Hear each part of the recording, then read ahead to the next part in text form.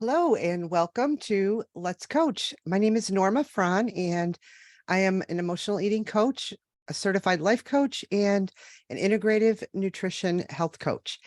And I'm here every Friday at 3 p.m., except last week when, truth be told, I completely forgot. It was my first day of a long vacation week, and I just completely lost track of the days and totally forgot. So, to any of you that may have showed up last week, I sincerely apologize.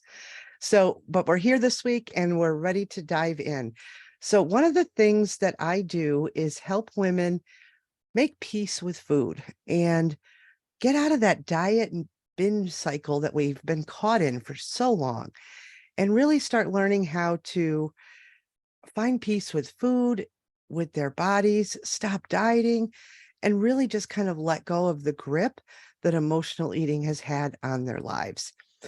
So before we dig into today's talk, before we start with the actual coaching, let me just give you a few pointers or talk a little bit about how this works here at Let's Coach. So if you're new here, here's what you can expect. So I'm going to talk for just a few minutes on the topic of emotional eating, just to get everybody thinking a little bit.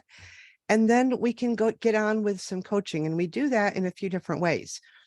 So you can raise your virtual hand. There's a button down at the bottom of your Zoom screen, and I'm just checking it out there. Yeah, it's just a little hand and it says raise hand. You can click that and that will just alert me that there's somebody that wants to come on live and be coached. Let me just grab a quick drink. Ooh, allergies are just terrible this season. So anyway, so you can use the raised hand feature. The most popular feature that, at least here in my sessions, is the Q&A box. You can use that box. Just click there to open up another window that will let you type in your question or your comment, and then I can go ahead and address them as they come in. And finally, you can just listen. That's some of the best coaching I've ever received, was the coaching that wasn't even directed at me. I was just listening and taking it all in. So you can do that too. 1 second. Okay, so here we go. Let's talk a little bit about emotional eating to get you thinking a little bit and maybe coming up with a few questions for me. So emotional eating is so much more than just eating our feelings. We've all said that, right? We've all identified at one point in time as, oh, I just eat my feelings. But emotional eating is complicated. It's so much more than that. There's so many things that fit under this umbrella. And truth be told, I'm not even a real fan of the term emotional eating, but it's the thing that it's a phrase that we can all identify with. But I also think it's got a lot of really negative connotations around it. And I'm going to try to clear a little bit of that up today. But anyway, there's so many things that fit under this umbrella of emotional eating, like binge eating, overeating, dieting, secret eating. There's just so many different eating systems that fall under this category. It just makes it completely complicated. So, but what the one thing that they tend to all have in common, though, is that it can lead us to feel just kind of out of control with food. So here's the thing, though, it's never about the food. It's always about that underlying emotion that's leading us to food. But the thing about food is that it is comforting and it is emotional, and there's nothing wrong with that. And feeling out of control with food is also very upsetting. I know that personally. I've done a ton of work myself on how I interact with food. So food, for that reason, so for those reasons, the goal oftentimes is, or has been, to end emotional eating. But what if ending emotional eating just wasn't necessary, or frankly, even practical? What if you could still turn to food when you need to, but in a very aware and deliberate way? Because right now it might feel a little out of control, right? You just find yourself with a bucket of ice cream or the bag of Oreos after a rough day. But you could still have those things for sure, but maybe in a more intentional and deliberate way. So let's head over here real quick. Okay. So how do you become someone who feels in control with food and is very aware of the interaction that's happening between food and your emotions and makes very deliberate decisions? Might sound like a little bit of a fairy tale, but I promise you it is possible. So there's a process or a framework that I use with my private clients and in my community membership to kind of break down the complexity, and over time allows these folks to really change the way that they think about their relationship with food in their body, and ultimately changes the way they interact with food and their body. So I'm going to give you just the four bigger categories just to kind of give you a sense of how this type of work can really change that relationship and turn it from something that feels very complicated to something that actually feels manageable. So the very first thing is understanding what emotional eating is, and more importantly, is not. So what I help you do is shift out of that mindset that it's some terrible character flaw and into a mindset that says emotional eating is normal and that it can continue to be a coping strategy for difficult emotions, just not the coping strategy. And then the second bucket is awareness. This is a really important part.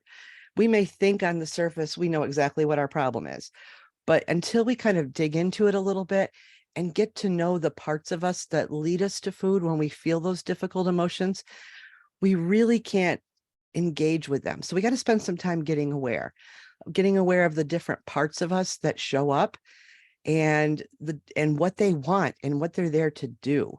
So I help you get to know them and to understand them. So just to give you a little example, you might have a part of you that really wants those Oreos that you know are in the kitchen. And at the very same time, there's another part of you that's screaming, no, no, no, you cannot have that. You're going to ruin the diet. You've been doing too well. Stay away from those Oreos. So there's like inner conflict all the time. So becoming aware of those parts of your emotional eating behaviors and why they show up will help you kind of untangle it all and really start to notice how you're thinking so that you can make those deliberate decisions. All right, so the third place that we do a lot of work in is understanding why dieting or trying to militantly control your food and your eating just doesn't work to solve for the emotional side of things. And actually, it's making your emotional eating behaviors become more extreme. So simply put, we have to be able to set aside dieting to find peace with food in our bodies. Because what's really happening is if you're someone that relies on food and eating as your primary coping strategy for life, when you rip that food away and put yourself on this very restrictive diet, not only are you depriving yourself physically of food and feeling satisfaction from eating, you're also depriving yourself emotionally. Those emotions that need soothing and comforting that normally get it from food are suddenly not. And they've become very extreme, and it makes the deprivation feel even worse. And it ultimately leads to an all-out binge. And I think many of us have experienced that. I know for sure that is exactly what happened with me. All right, so that's number three. Number four, the fourth part of this framework is we spend a lot of time learning how to reconnect to our bodies by learning simply our hunger and fullness cues, really getting familiar again, because we've become so disconnected because we're relying on other people to tell us what to eat and when and how much. We really don't even know for sure, in many cases, what real physical hunger feels like. And I'm not talking about like chew your arm off hunger. I'm just talking about, oh, I'm feeling a little hungry. I should probably go eat something, that kind of hunger. And we've lost touch with what that fullness feeling feels like. Not the, like, I have to go lay down and take a nap full, but just, I've had enough. I'm good. So we really connect with those two feelings so that we can start to recognize physical hunger from emotional hunger. And what's important about that is when you can recognize the difference, you can start to find other ways to satisfy that emotional hunger that isn't always around food. So no matter how complicated emotional eating feels to you right now, or how upsetting it's been for you, it's a completely solvable problem without ever having to stop emotional eating or to end it or any of that. It's part of us. We are human. And food is a very effective coping strategy for difficult emotions. If it was, we wouldn't keep doing it. But it doesn't have to be the only strategy you have. So these four elements are really the very thing that will take the extreme energy out of those feelings and really allow you to kind of calmly and compassionately decide what it is your body needs and your emotions need when you're in those difficult situations. And it may not always be food. So I hope you found just a little relief in knowing that ending emotional eating isn't necessary because it's normal, and that understanding more about yourself and those emotional eating parts, where they came from, and how we can kind of dig around in there and understand what it is they need from us, we can actually curb our emotional eating behaviors and find a little more peace with food and ultimately our body once and for all. So this has been some of the most meaningful work I've done in my practice, and I've seen myself and other people that I've worked with just make incredible changes just by working those four things. So I hope that helps, and let's see what kind of questions we have. Okay. Let's see. All right, let's start with an sort of an easy one. But all right, so how do you define emotional eating, and how is it different from other eating behaviors? Yeah, so I think, like I was saying, I think emotional eating can be defined as using food as a means to cope with or to soothe an emotion, or basically to just feel better. And it's usually what usually happens that you have a pretty strong desire for a particular type of food, or you feel like just compelled to go eat something. Doesn't matter what it is, but you just need to eat. That's kind of how mine showed up. I never really had this one thing that I went to. It was always just like, whatever's there, I'll take it. And it usually happens, or can happen, when physical hunger isn't even present at all. So unlike some of the other eating behaviors, emotional eating is primarily driven by an emotional trigger of some sort rather than a physical need. So there's some circumstance, there's some thought, there's something that triggered this need to eat. And it can be really subtle too. I noticed one not long ago, that a part of me that I hadn't paid much attention to before. And it was this need to have something to snack on while I was working at my computer. And when I caught myself thinking that, okay, I'm going to go sit down and do this pretty intensive work. I have to write a blog post or something like that. My first thought was, oh, go get some chips because that'll help you think. Really? I mean, I had to stop myself. I was like, oh, wow, I haven't noticed that before. Somewhere along the way, I picked up this story that having a snack while I was doing this really kind of mental intensive work, that somehow would make me work better. So once I identified that, I was like, wait a minute. Now I can make an intentional decision. I know what's really happening. I'm just trying to get a little distracted from sitting down and doing the thing that I'm not really looking forward to. And food is a beautiful distraction. So that's kind of one very kind of subtle way that it showed up. And sometimes you have to really pay attention to catch those things. They're not like the ones that we typically think of, like when you're feeling really sad about something and you need comfort, so you get the ice cream. I think that's what most people think of when they hear emotional eating, but it could be something as simple as just a little brain trick that your brain's doing with you, trying, to get you to feel a little less uncomfortable about something. Let's see. Double check my questions. Let's see what we've got here.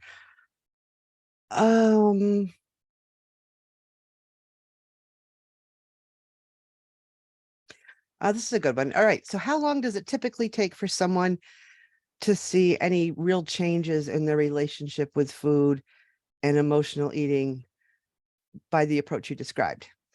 Yeah, so this is a tough one to answer, but it's a really good question. So There really isn't a timeline because everyone's relationship with food is and emotional eating is different and it varies. It could be really extreme, meaning people just they're doing things like isolating themselves and they just feel completely out of control with food, to more subtle things like I just described. So it really, really depends. But a lot of the things that we dig into are things like those beliefs that I just talked about. No matter how crazy they sound, we have these little stories that we tell ourselves. We start unwinding them, and usually when we do that, we find the little story about how those chips are really going to help me think better. They lead to bigger stories and bigger beliefs. So it's a process. It's a step by step process, and I just sometimes feel like it's not the answer people want to hear, but trusting the process is what's going to create the change more quickly. Resisting it and pushing against it and telling yourself, no, I can't do this, that's going to make it harder and that's going to make it take longer. So it's a practice and a willingness to explore, dig a little deeper, dig into some beliefs, and maybe even go all the way back to when you were a kid and figuring out bigger things like, why do you feel like you have to eat everything that's on the table because it's going to disappear if you don't? That was something that I recently talked about with someone. This person had a real scarcity mindset around food, and it went all the way back to her childhood, where food was very closely managed, and there were times when she wasn't physically satisfied, didn't know that as a child, but wanted more to eat, and it just wasn't available to her. So as she grew up, that part of her just continued to evolve.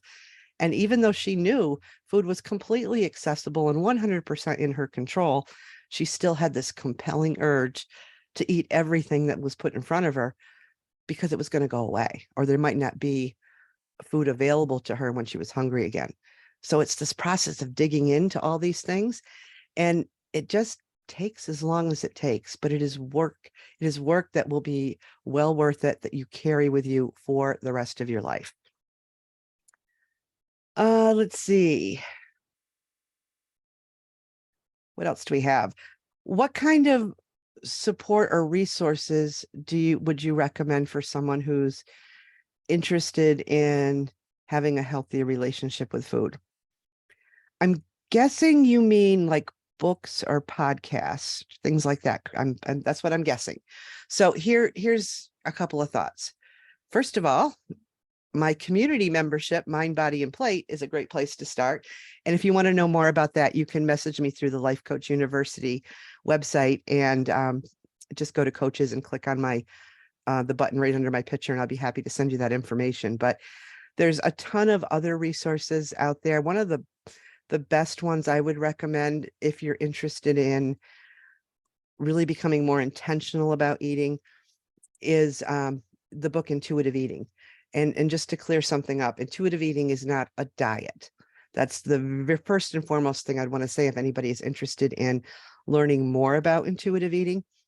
There's two books out there, and I apologize, I do not have them in front of me, so I cannot give you the authors' names, but just go to Amazon and type in intuitive eating and it will come right up.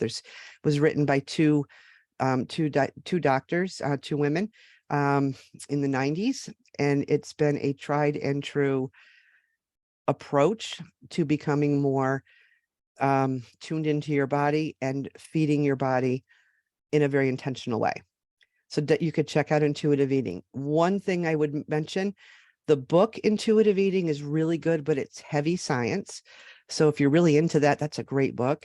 They also have a supplemental book called Intuitive Eating Workbook. That's more tactical. It still explains the same things, but without a lot of the science. So that might be a great place to start if you're not really into the science. Um, Podcasts, gosh, there's so many podcasts out there. The one I can think off the top of my head is by two women who are both intuitive eating counselors. It's called Wise Body, and it's WISBODI, I believe is how it's spelled. That would be a great resource as well. Excuse me. Okay. What do we have here? Kind of a follow-up question. So what is intuitive eating and how does it relate to overcoming emotional eating? All right. So, like I mentioned, intuitive eating first is not a diet. It's more of an approach that emphasizes tuning into your body's signals, honoring those hunger and fullness cues that I talked about, and making food choices based on your individual needs and preferences. And it totally kind of rejects the external rules and judgments about food, like all the dieting and all the food rules that we've done, and helps you develop that trusting relationship with yourself, learning how to literally how to eat from a place of um, internal knowing, just knowing when you're hungry, knowing when you're satisfied, and knowing what foods you actually want to eat without the rules and all of that. Now, overcoming emotional eating is tied closely to intuitive eating because it really helps kind of differentiate between the emotional and the physical cues. That's the biggest way it does. And by adapting that kind of an intuitive eating lifestyle, you can kind of gradually detach from the emotional eating patterns and establish a more harmonious relationship with food.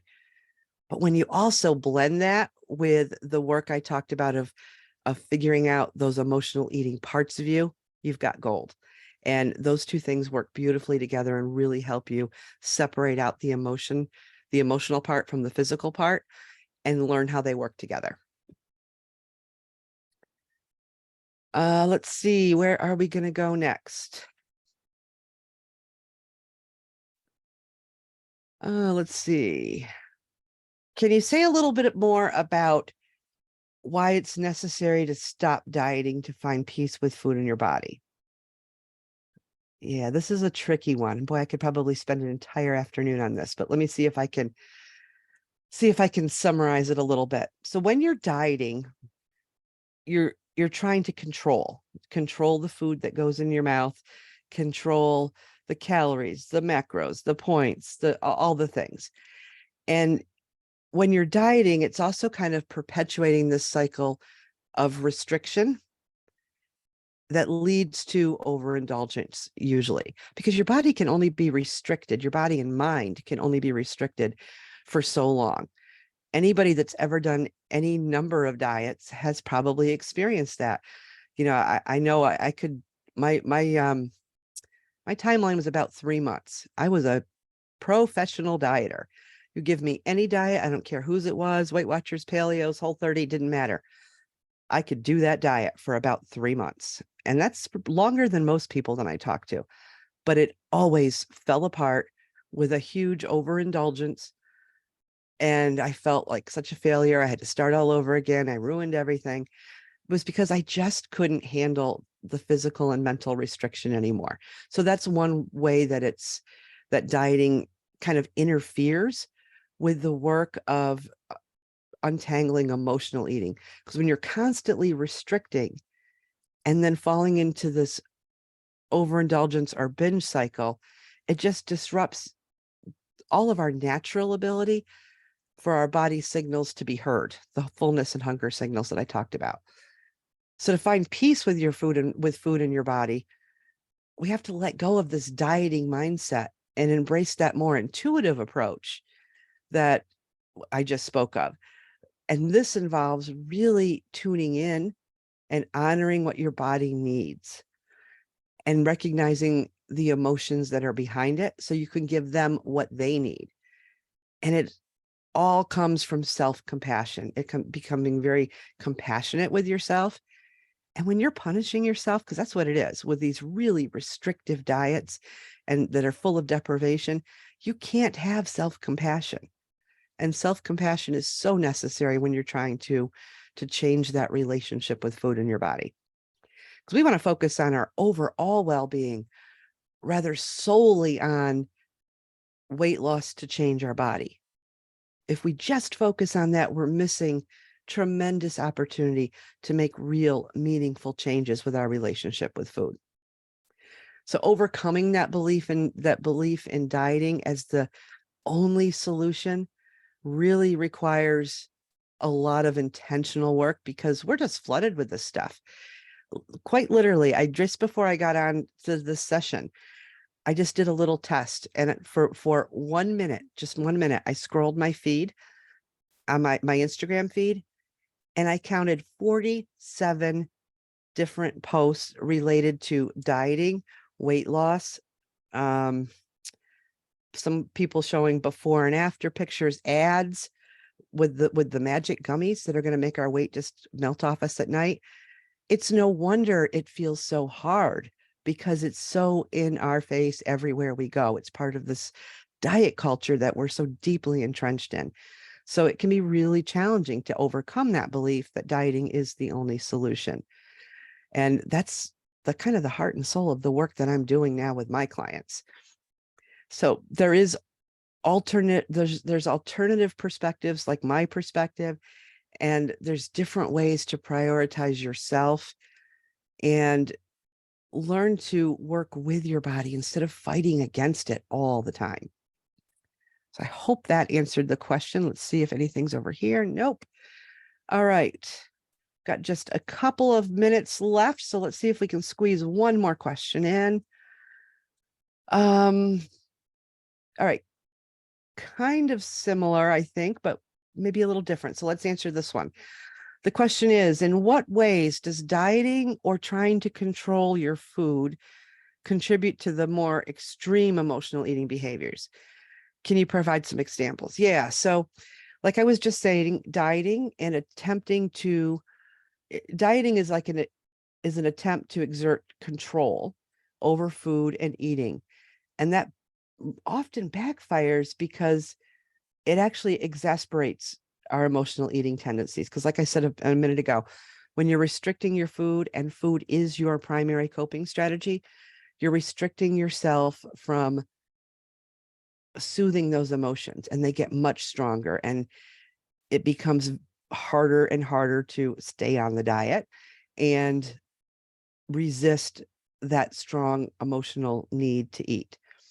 Now, the restriction and the deprivation also associated with diets may be triggering these feelings of scarcity. I know for me it did. It just got to a point where I just couldn't stand this feeling of not having enough food. And eventually the physical mind takes over that, and that's what leads you to eat more. But it always led to this heightened preoccupation with food. The more I restricted and dieted and deprived myself, the more I thought about food, the more obsessed I the more obsessed I came with it. And honestly, I cannot think of one person that I've worked with that has said they did not experience that. It's the thing that you're restricting yourself from is the thing you think of the most. So anyway, that can result in a head first dive into a big overeat or a binge eating as purely a reaction. Your body's just reacting to that deprivation. So, and the other part of that is really these rigid food rules that we generate. It also builds up this sense of rebellion. Like our nervous system says, all right, we are not playing this game anymore. We're done following the rules. And then we feel this loss of control because we become completely out of control with food. So just continues to further and further fuel emotional eating behaviors. All right. I hope that, hold on. We got 1 minute. Let's see what we have. Oh, well, thank you so much. We have a attendee that said, love your talks. Thank you for such great information. Well, I love having the opportunity to be here. So thank you, Life Coach University, for giving me this platform once a week to do this. And on that note, we are at the 30-minute mark. So I would invite you to head on over to lifecoachuniversity.com, go to the Let's Coach section of the website, and you'll be able to get the schedule for the month of June, the different coaches that we have, and the different types of areas that they speak on or coach on. And while you're there, spend some time over on the Pay It Forward page. This is where you see all of our Pay It Forward talks that have occurred over the last few years, and there's hundreds of them. And if there's ever a time that we need to really embrace this idea of paying it forward in the world, this is the time. So go on over there, watch a Pay It Forward video, and then go out in the world and pay it forward with some act of kindness. All right. I hope you all have a beautiful weekend, and I will see you next Friday at 3 p.m. Talk to you soon. Bye-bye.